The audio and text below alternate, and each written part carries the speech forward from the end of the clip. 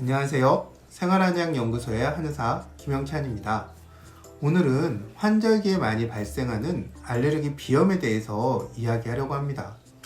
실제로 봄이 되고 계절이 바뀌고 꽃이 피면서 비염이 재발해서 내원하시는 환자분들이 늘어나고 있어요.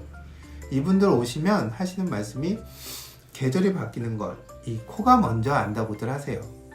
증상이 가벼우면 항히스타민제 며칠 처방받아서 복용하면 낫고 해결이 되지만 뭔가 몸이 회복력이 떨어져서 그래서 이 비염의 증상이 만성화되면 일상생활에 불편함이 꽤 큽니다. 잘 낫지도 않고 말이죠. 동의보감에서는 비염에 대해서 다음과 같이 말을 합니다.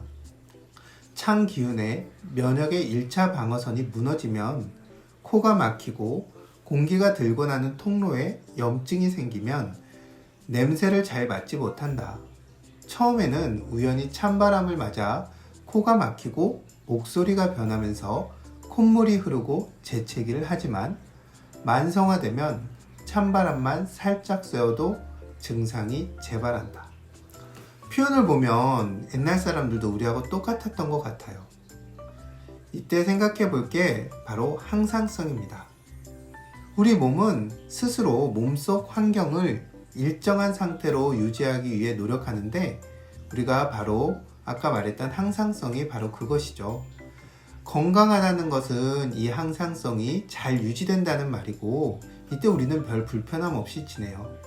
하지만 우리가 살아봐서 알지만 면역계의 작전이 늘 성공하는 것은 아닙니다.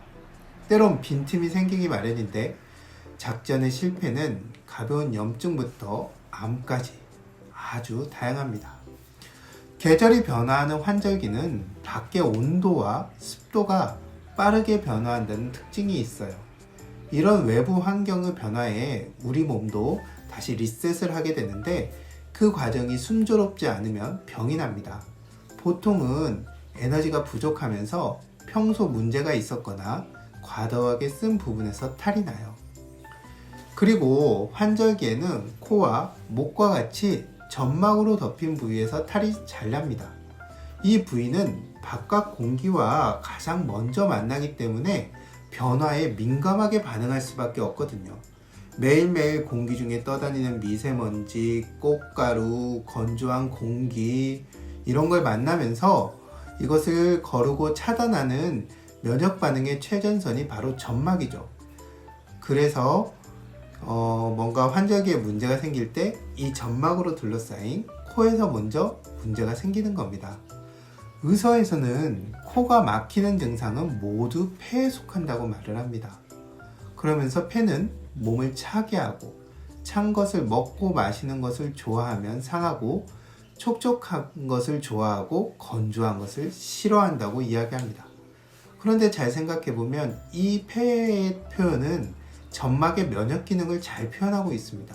점막 또한 촉촉한 상태를 유지할 때 좋은 기능을 발휘하고 건조해지면 효과적인 면역 반응을 일으키지 못하거든요. 환절기에 발생하는 코와 목의 염증 반응 중 많은 경우는 바로 이 점막이 환경 변화에 탄력적으로 반응하지 못해서 발생합니다. 아직 바람은 차고 황사와 미세먼지 그리고 꽃가루와 같이 이런 점막을 자극하는 요소들이 많은데 이러한 요소들에 점막이 효과적으로 대응을 하지 못하면서 염증이 발생하는 거죠. 하지만 우리가 겉으로 드러난 현상은 염증으로 다 비슷해 보여도 그 속사정은 모두 다 다릅니다. 잠깐 염증 반응만 가라앉히면 수염제나 항히스타민제로 스스로 잘 회복하는가 하면 어떤 사람들은 이렇게 염증 반응을 가라앉혀도 좋아졌다 나빠졌다를 반복하면서 낫지를 못하고 장기화되는 경우가 있어요. 이렇게 면역계의 전쟁이 장기화되는 가장 큰 이유는 바로 피로입니다.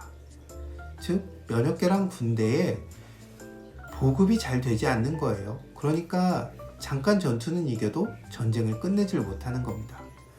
다음으로는 환경이 불리할 때예요. 아파트로 대표되는 현대의 콘크리트 건물과 난방이 만나면 실내는 아주 건조해집니다.